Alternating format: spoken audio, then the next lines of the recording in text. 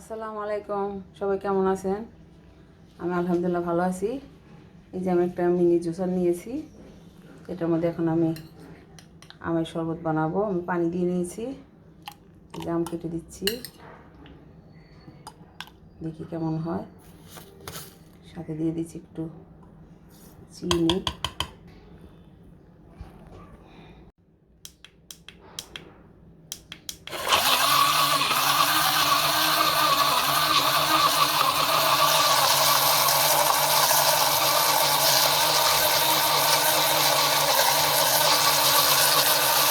মনে তো হচ্ছে হবে।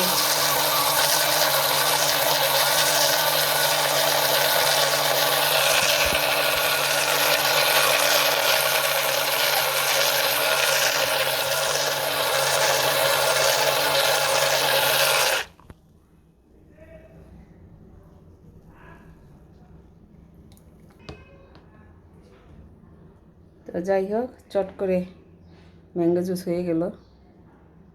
কেমন হলো বলবেন, জানাবেন। ঠিক আছে, আল্লাহ হাফেজ।